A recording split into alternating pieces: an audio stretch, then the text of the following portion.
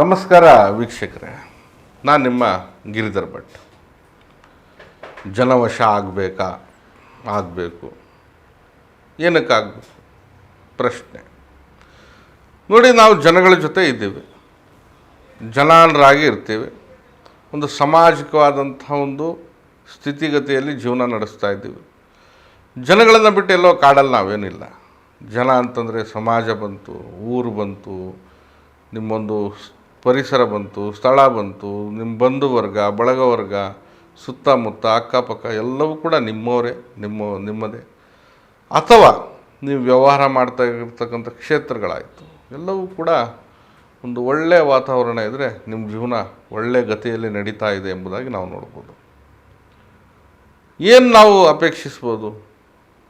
ನಿಮ್ಮ ಒಂದು ಕಾರ್ಯಕಲಾಪಗಳಿಗೆ ಜನರ ಒಂದು ಸಹಮತ, ಜೊತೆಗೆ ನೀವು ಮಾಡುವಂತಹ ವ್ಯವಹಾರಗಳಿಗೆ ಜನರ ಒಂದು ಹಸ್ತಕ್ಷೇಪ, ಅನುಕೂಲ, ಇವೆಲ್ಲವೂ ಕೂಡ ಅವಶ್ಯಕವಾಗಿರುತ್ತದೆ. ನಾನೇನೋ ಒಂದು ಜೀವನ ನಡೆಸಬೇಕಂತಂದರೆ ಜನ ಇಲ್ಲದೆ ಜೀವನ ಮಾಡಲಿಕ್ಕಾಗಲ್ಲ. ಕಾಡಿಗೆ ಹೋಗಿ ಜೀವನ ಮಾಡಿದ್ರೂ ಕಷ್ಟ ಇದೆ ಈಗಿನ ಪರಿಸ್ಥಿತಿಯಲ್ಲಿ. ಹಾಗಾಗಿ ನೋಡಿ, ಯಾವುದೋ ಒಬ್ಬ ಮನುಷ್ಯ ರಾಜಕೀಯವಾಗಿ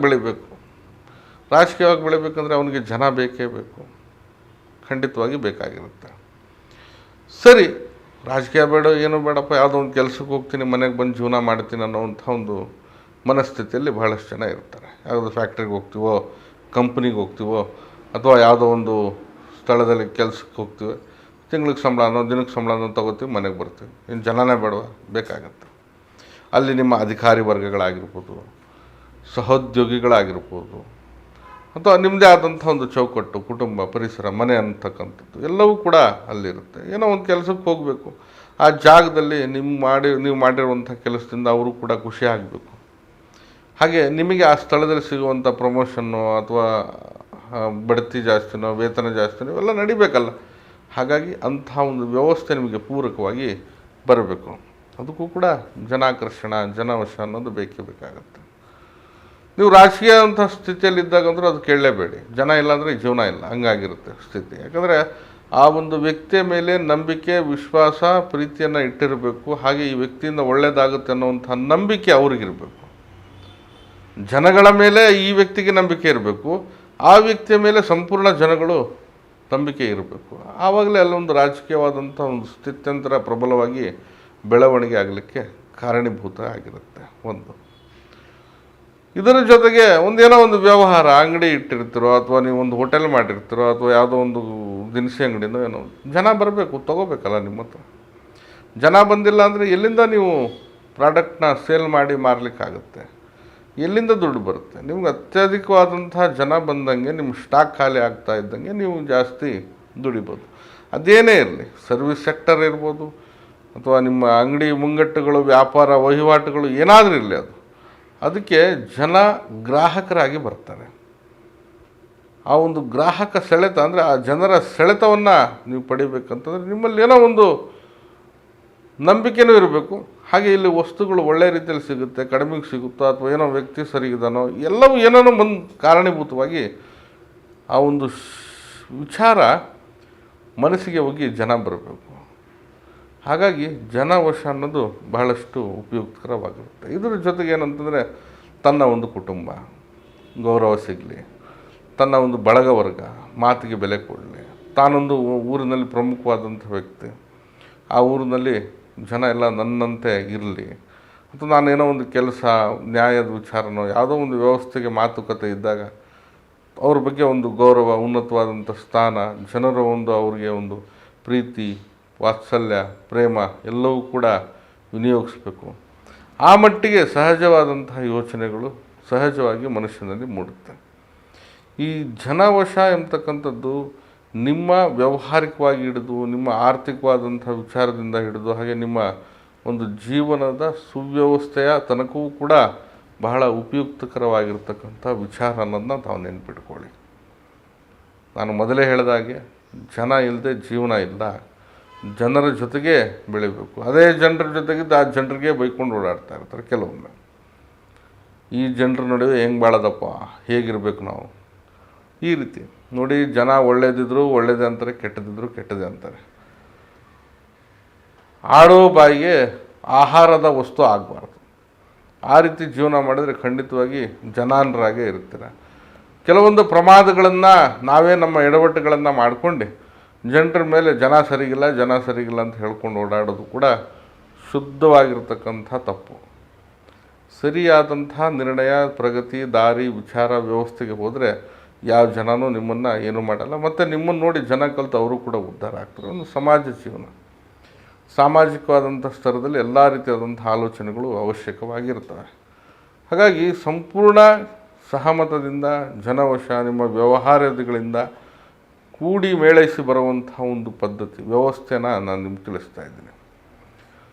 ಇದರಿಂದ ಬೇಕಾದಷ್ಟು ಬೇರೆ ರೀತಿಯಲ್ಲಿ ತಾವು ಪರಿಹಾರಗಳನ್ನು ಪಡಿಬೋದು. ವಶ ಅಂದರೆ ವಶನೇ, ಅದು ಎಲ್ಲವೂ ನಿಮಗೆ ದಾರಿ ಪೂರಕವಾಗಿ ಕಾಣ್ತಕ್ಕಂಥ ಒಂದು ಪರಿಹಾರ ಉಪಾಯ ಇದಾಗಿರುತ್ತೆ. ಹಾಗಾಗಿ ಇದನ್ನು ಮಾಡಿ. ಖಂಡಿತವಾಗಿ ನಾಳೆ ದಿನ ಏನೋ ಒಂದು ಕಷ್ಟಕ್ಕೆ ಸಹಾಯನ ಯಾರ ಹತ್ರ ಕೇಳಬೇಕಂದ್ರೂ ಕೂಡ ಆ ಜನ ನಿಮಗೆ ಸಹಾಯ ಮಾಡುವಂಥ ಒಂದು ವ್ಯವಸ್ಥೆಗೆ ಬರಬೇಕು. ಇಲ್ಲ ಹೋಗಪ್ಪ ಅಂತ ಹೇಳಿ ಬರಬಾರ್ದು. ಆ ಮಟ್ಟಿಗೆ ಜೀವನನ ರೂಢಿಸ್ಕೊಳ್ಳಿ. ಯಾಕಂದರೆ ಕಷ್ಟಕ್ಕಾಗಬೇಕು, ನಷ್ಟಕ್ಕಾಗಬೇಕು, ಸುಖದಲ್ಲೂ ಇರಬೇಕು, ದುಃಖದಲ್ಲೂ ಇರಬೇಕು.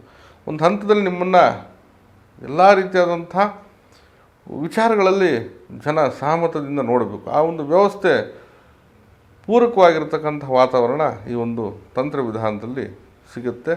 ಹಾಗಾಗಿ ನಿರ್ಲಕ್ಷ್ಯ ಮಾಡಿಬಿಡಿ. ಕೆಲವೊಂದು ಸಣ್ಣ ಪುಟ್ಟ ಯಾರಿಂದ ಏನಾಗುತ್ತೋ ಅನ್ನೋವಂಥದ್ದು ಬೇಡ. ಬಿದ್ದಿರೋ ಕಲ್ಲು ಒಮ್ಮೊಮ್ಮೆ ಬಹಳಷ್ಟು ಉಪಯೋಗ ಬರುತ್ತೆ, ಅದನ್ನು ನೆನಪಿಟ್ಕೊಳ್ಳಿ. ನೋಡಿ, ಒಂದು ಯಂತ್ರವನ್ನು ತಾವು ಬರೀರಿ, ಭುಜಪತ್ರೆಯಲ್ಲಿ ಬರೀರಿ. ಭುಜಪತ್ರೆ ನಿಮಗೆ ಅಂಗಡಿಯಲ್ಲಿ ಸಿಗುತ್ತೆ, ಗ್ರಂಥಿಗೆ ಅಂಗಡಿಗೆ ಹೋಗಿ ಕೇಳಿ ಸಿಗುತ್ತೆ. ನೋಡಿ, ಅಡ್ಡವಾಗಿ 4 ಕಾಲಮ್, ಉದ್ದವಾಗಿ 4 ಕಾಲಮ್. ಮೊದಲನೇ ಕಾಲಮ್ನಲ್ಲಿ 92, 98, 2, 8. ಎರಡನೇ ಭಾಗದಲ್ಲಿ 7, 3, 95, 95. ಮೂರನೇ ಭಾಗದಲ್ಲಿ 97, 93, 9, 1. ನಾಲ್ಕನೇ ಭಾಗದಲ್ಲಿ 4, 6, 94, 96. ಇಷ್ಟು ಭುಜಪತ್ರೆಯಲ್ಲಿ ತಾವು ಬರೀಬೇಕಾಗಿರ್ತಕ್ಕಂಥ ಒಂದು ಇದನ್ನು ಯಾವುದಾದ್ರೂ ಗರಿಯಲ್ಲಿ ಅಥವಾ ದಾಳಿಂಬೆಯ ಕಟ್ಟಿಗೆಯಲ್ಲಿ ತಾವು ಕಪ್ಪು ಮಸಿಯಲ್ಲಿ ಕೂಡ ಬರಿಬೋದಾಗಿದೆ. ಬರೆದ ನಂತರ ತಾವು ಬಿಳಿ ಹೂ, ಕೆಂಪು ಹೂಗಳನ್ನು ಹಾಕುತ್ತಾ ನಾನು ಹೇಳುವಂತಹ ಒಂದು ಮಂತ್ರವನ್ನು 108 ಬಾರಿ ಹೇಳಿ. ನೋಡಿ, ಮಂತ್ರ ಸ್ವರೂಪ ಹೀಗಿದೆ: ಓಂ ವಶೀಕರಣಾಯ ವಶೀಭೂತಾಯ ಶುಕ್ರಾಯ ಧಾತ್ರಿ ಅಮುಖ ಮಂಗಳಾಯ ವಶೀಭೂತಾಯ ಕುರು ಸ್ವಾಹ. ಇನ್ನೊಮ್ಮೆ ಹೇಳ್ತೀನಿ ನೋಡಿ: ಓಂ ವಶೀಕರಣಾಯ ವಶೀಭೂತಾಯ ಶುಕ್ರಾಯ ಧಾತ್ರಿ ಅಮುಖ ಮಂಗಳಾಯ ವಶೀಭೂತಾಯ ಕುರು ಸ್ವಾಹ. ಈ ಮಂತ್ರವನ್ನು ತಾವು ಬಿಳಿ ಹೂ, ಕೆಂಪು ಹೂಗಳನ್ನು ಹಾಕುತ್ತಾ 108 ಬಾರಿ ಹೇಳಿ, ಧೂಪ ದೀಪ ನೈವೇದ್ಯಗಳಿಂದ ಪೂಜೆ ಮಾಡಿ ತಾವು ಇದನ್ನು ತಗೊಂಡು ದೇವರ ಕೋಣೆಯಲ್ಲಿಡಿ, ಮನೆಯಲ್ಲಿದ್ದರೆ, ಅಥವಾ ನಿಮ್ಮ ವ್ಯವಹಾರದ ಸ್ಥಳದಲ್ಲಾದರೂ ಇಡಿ, ಅಥವಾ ನಿಮ್ಮ ಕೆಲಸ ಮಾಡೋ ಸ್ಥಳದಲ್ಲಿ ಸಪ್ರೇಟ್ ಕ್ಯಾಬಿನ್ ಇದ್ದರೆ ಅಲ್ಲೇನಾರ ಇಡುವಂಥ ವ್ಯವಸ್ಥೆ ಇದ್ದರೆ ಅಲ್ಲೂ ಕೂಡ ಇಡ್ಬೋದು. ಇದರಿಂದ ನಿಮ್ಮ ಜೀವನದಲ್ಲಿ ಬಹಳಷ್ಟು ಅನುಗ್ರಹ ಸಿಗುತ್ತೆ.